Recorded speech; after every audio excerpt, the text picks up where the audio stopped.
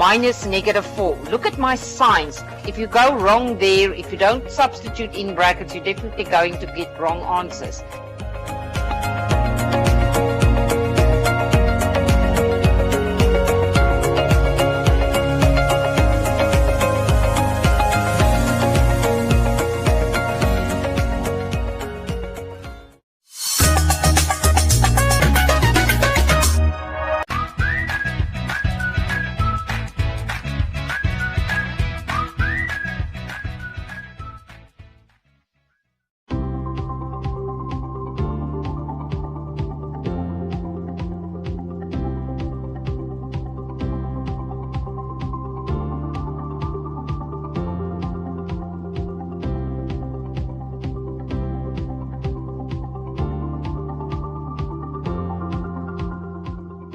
Good morning. In today's lesson 18, we are covering 3.1 in the syllabus, which is about the markets. Firstly, we will look at a definition for a market, and then we will look at different types of markets. But before I start with that, I want to discuss your questions that you have answered in lesson 17. The first question was on the bull market. What is a bull market? If you look at the stock exchange and they talk about the bull market, this is a market where the prices of shares are, they predict that it is increase or will increase, or it's already starting to increase. This is normally a market where you are encouraged to buy as quick as possible and then wait until the price even increase by more and sell. Then the shares that you have to make or to maximize your profits. Then the difference where we look at a bear market in a stock exchange, a bear market is where the prices are dropping. So if you do have shares, this is the situation where you sell as quick as possible because you want to get rid of that shares to minimize your losses. The second question is the difference between a preference share and an ordinary share. You can see that we only have allocated 4 marks to it. So 2 for preference shares and 2 for ordinary shares. So what you can say about a preference share is that it has a fixed dividend that you receive. It is indicated on the share certificate as a percentage. So, and if the company profits was not enough to pay you this dividends, it will accumulate to the next year. So it means then they will pay you next year's dividends plus this year's dividends. Another important point is that in the case of ordinary shares, they only get dividends after debenture holders and preference shareholders were paid.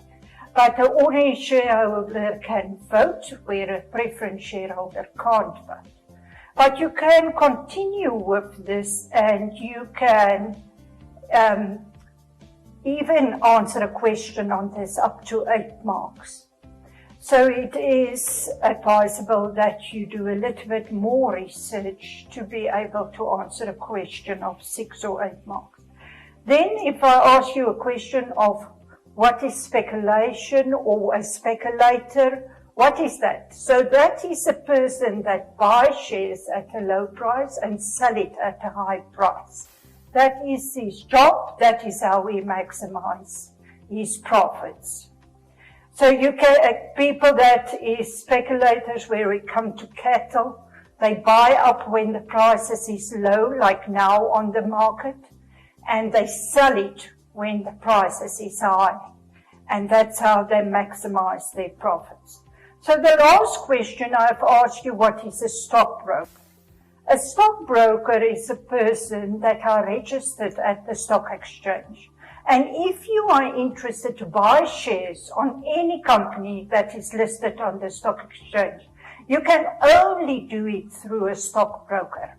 So you give the stockbroker the instructions, you tell him in what company you want shares, at what price you want to buy it or sell your shares, and he acts on your behalf.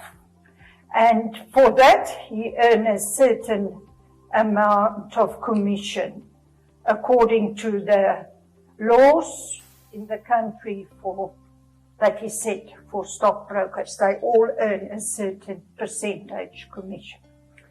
Okay, that is only for interest's sake. Then there was other questions, research questions, which I've asked you. I have just put in brackets there as a note that you must remember, if you buy shares, you become a shareholder.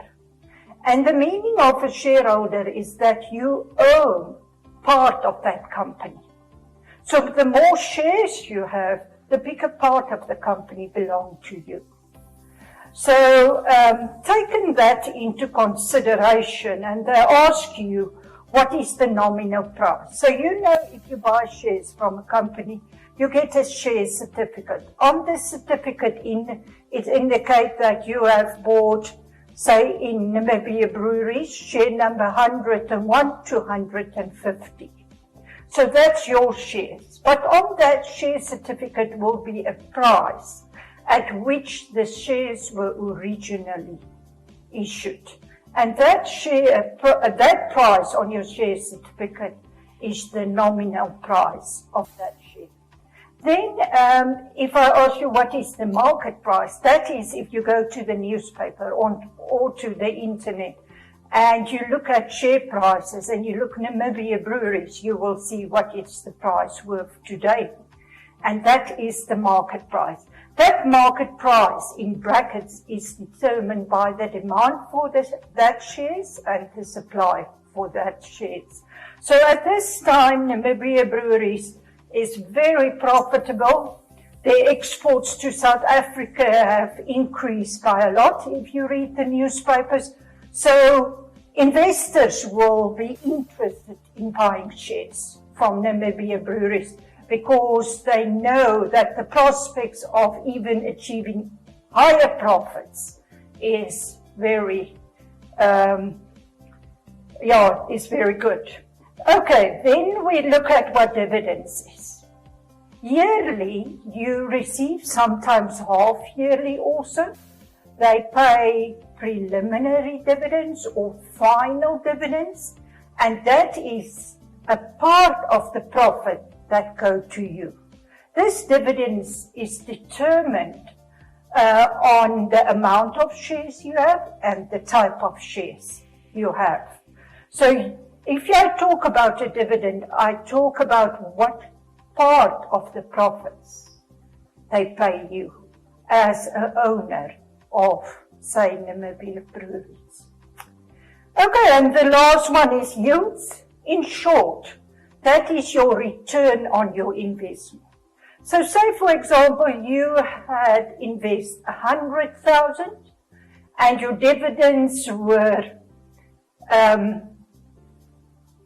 say, $100, then you can calculate what your return on that investment was for this year. And you can then calculate for yourself, is it worthwhile to keep my shares in that company, or must I rather move it to another form of investment, like a fixed deposit in the bank, for example, or invest it in a more profitable business. Okay, now we have covered the questions that you have answered in lesson 17. So we will start now with the markets. So the first question, if I ask you what is a market, you must remember a market is not like in the old days anymore, or don't have to be like that you go to a certain place and there all the buyers and the sellers meet each other. It don't have to be a specific place. It can be like our stock exchange where everything is online. It is not a building where you go and you find all the buyers and sellers like in the old days. So what is a market? It's a place where the buyers and sellers come together and where they negotiate on the prices of the products that they demand and what the producer is able to supply.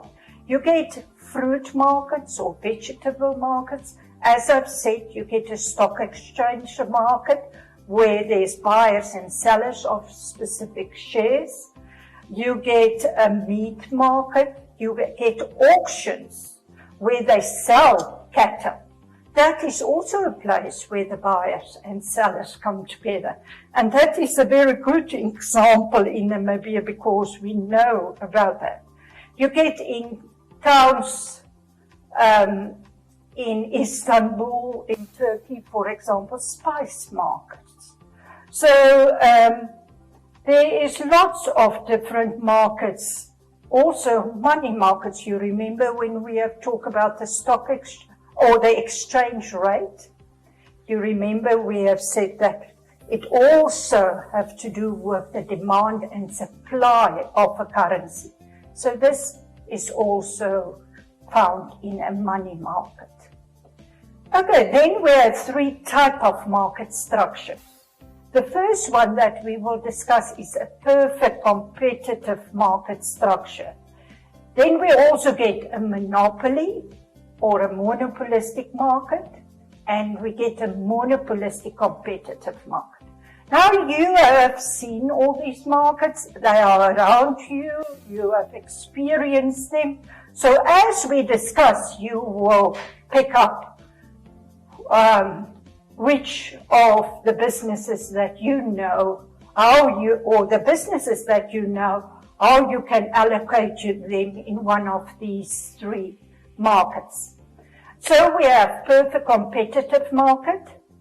An example of this market is where hawkers sit on corners and sell, for example, fruit and vegetables. That is a perfect competitive market. In our town, in the center of the city, there are people selling wooden art. That is also a perfect competitive market. Now, what is a perfect competitive market? There are lots of small firms, and they sell exactly the same products. So a lot of them have elephants, or wooden elephants, or wooden rhinos, or wooden giraffes. So they sell the same type of product. Then, so if you think about a consumer, there's a lot of choices in this market for a consumer. Because you can first look at this elephant and say, oh, but I don't like the way in which they have produced this elephant, this wooden elephant. I will look at other options. Or I don't like the price, or I don't like the type of wood, or whatever. So you have a choice to go to other types of firms. Then in this market, the knowledge and information on these products is easily available. So if you think about a fruit market or a vegetable market, it will not be very difficult for you to discover where they buy the fruit, where the vegetables is coming from, at what price they got this fruit and vegetables. That is easy for you. Next point that we can look at in a perfect competitive market is that they are price takers. What that means is they take up the price of the market. The market consists of a lot of firms. None of these firms in this market have any influence on the market. So they can't control the price. They can't control the output because they consist, or they take up a very small part of the market. And then if we look at advertising, they actually say that this market don't advertise. But if you go to Cape Town, for example, and you go to the fruit markets there, you will see that the people do advertise. There's somebody that stands in front of his stall and he's shouting and saying that we have the freshest oranges, or our bananas is the cheapest. So that's how they advertise. They sometimes put on a small board their prices. That's also a form of advertising. I actually believe that they must advertise because they sell the same product as the other stores. How will they get a client to buy from them? Telling the clients that they have the friendliest service, for example, is also a type of advertising. The last point is barriers. You can't talk about barriers if you don't give examples of barriers. Otherwise, you will not receive marks for that. Now, what is a barrier? That is something that prevents you to enter this market or exit this market. So if you enter this, we talk about barriers, in this perfect competitive market, barriers is very low or non-existent. So if you want to start a store on a corner and sell fruit and vegetables, what do you need? You need perhaps a table and an umbrella, and you need money to buy the stock. That's all. So the capital that you need for this is very limited. So that prevents very few people of entering this market. So say, for example, you take a wheelbarrow and you sell mealies. What do you need to start this business? You need money for the wheelbarrow, and some of people also buy the mealies on that wheelbarrow, so you need money for coal, and then you need money to buy the mealies. And then you can start your business. Very little capital to start up a business like that. If you want to leave it, nobody will prevent you of leaving it. If you have a store where you sell fruit and vegetables, you just stop buying stock. You stop going to the spot that you have put up your table and your umbrella, and that is the end of it. Nobody will prevent you of doing that. So it's very important that you realize at this point that we have looked at the number of firms in this market, we have looked at barriers, we have looked at the choices available, and we have looked at knowledge and information on this market. And then we have talked about price, who sets the price, are they price takers or price makers, and then we have looked at advertising. And we have discussed it for a perfect competitive market. So we will do exactly the same for a monopolistic market, also discuss that points, and for a monopolistic competitive market. So if you study, just remember that you cover these points.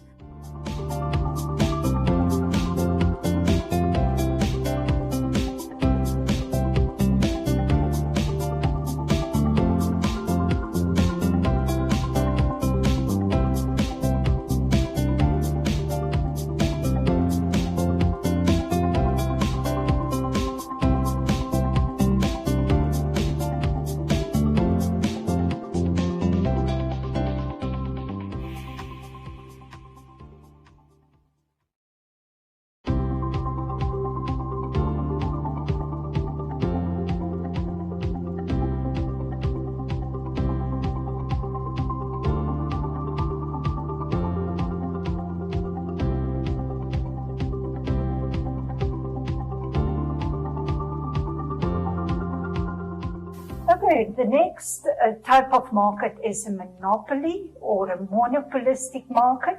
There are only one firm in this market. They are the only firm that produce this product. So the example I've put down for you is Namibia Dairies. They are the only one in this country supplying dairy products. So in that way, you can say that they are a monopoly. Although if we consider that there are companies from South Africa that also put dairy products on our market, they can't actually act always as a monopoly. But they have a lot of features where you can classify them as a monopoly. They are the only one firm that produce dairy products. And then next, if we look at it, there is no other firm doing that. So you can say they don't have Namibian competition, but there is competition from other countries also. The Netherlands also sell their butter here in our country, so that it's a little bit of a problem classifying Namibia dairies as a monopoly, or Namibia breweries as the only company that produce beer, because we also have other companies like AB InBev producing beer in this country.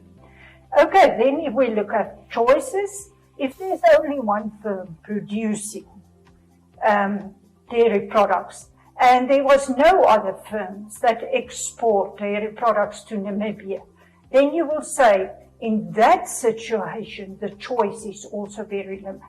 Because we only have Namibia breweries to buy milk from, cheese from, butter from, yogurt from. That is very limited choice. In this market, they don't actually have to advertise, because in this market there's no competition. They only advertise if they put new products on the market. So in our case, say a new flavor of Oshikandela, then they will put it on the, if they put it on the market, they will start to advertise. They advertise by going to schools, let them taste it, give them free samples or something like that. So we have looked at advertising in the case of a monopoly, and we have looked at choice. If we use Namibia breweries, and if we go from the point that there are nobody else selling dairy products, then you will say they are the only firm that supply dairy products and there is no competition.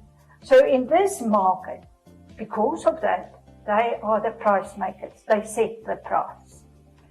So you can look at a company like, or a parastatal, or a government-owned company like NAM Water. They are a monopoly. They are the only one supplying water. So, or Namibia, NAM Power, they are the only one supplying electricity. Nowadays, we can say that it's not actually true, because there's lots of solar farms also supplying electricity. Then we have Transnamib, that is the only firm that supply railway services. So if you look at Transnamib, you have no other choice. If you want to use a train, they are the only option. And then the last point that we discuss about monopoly is the barriers. Now this is the market type which has the highest barriers. There are sometimes barriers where it comes to law, legal barriers, where the government have said nobody else may start up a railway service, because we don't have enough people in this country. There isn't a high enough demand for another railway service. It's a waste of resources. Or there can be capital barriers to start up another.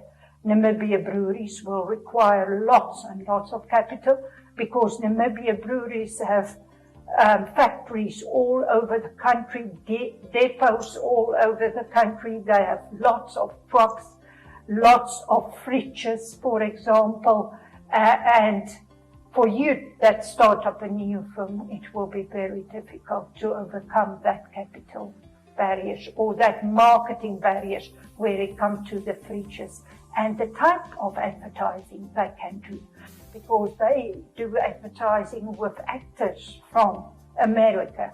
So that type of advertising costs a lot of money, and to do that type of marketing is not possible for a small firm. So that type of barriers will prevent other firms to enter this market. Okay, we look at the monopolistic competitive market. Here is clear pictures or examples for you, like Steers or Wimpy. They all sell burgers. So there are few firms in this market that all sell burgers, but the burgers have a differentiation on it. Not everyone's bread is the same. Not everyone uses the same, say, salad or tomato or sauces that they put on. And that's why we can say a few firms in the market, they sell the same product, which is burgers, but the burgers have a differentiation on it. So each one, they bake their patties in a different sauce or different spices. And that's why we say the products in this market is the same, but they have a differentiation from the other firms. Then this market, there is a wide choice for you. If you don't like the price of Steers, you can go to Wimpy. If you don't like the taste of a chicken burger at, say, Kentucky Fried Chicken, then you can go to Steers and eat their chicken burger because you believe that, or you like their sauce better. So in that case, the choice, you have a choice and options to go to. Then in this market, this is the market that rely the most on advertising, because they tell you continuously through advertising why their product is better than their competitors. They also give free toys to children, anything to get the clients to rather make use of their products. Information on this is very limited in this market, because they will not give you the recipe, because the recipe actually differentiates you them from another firm. Then there is barriers. There's also capital barriers and, say, barriers where it comes to franchises that you must pay for. Now, that type of barriers is high, much higher than perfect competitive market, but not as high as in the case of monopolies. So we have looked at advertising, we have looked at information and barriers and choice and differentiation on the market and the type, how many firms is in this market. Now you can ask me a question and say, okay, but how will they ask this type of work? They normally give you a situation and they talk about a specific business, and then they will ask you, from the information given, identify the type of market this firm is functioning in. So you will see now in the homework, I ask you advantages of a perfect competitive market and advantages of a monopoly. And then I also ask you, how is it possible for monopolies to exist? How do you create a monopoly? And then the third question is, why do they see monopolies as market failures? We will look at that later on.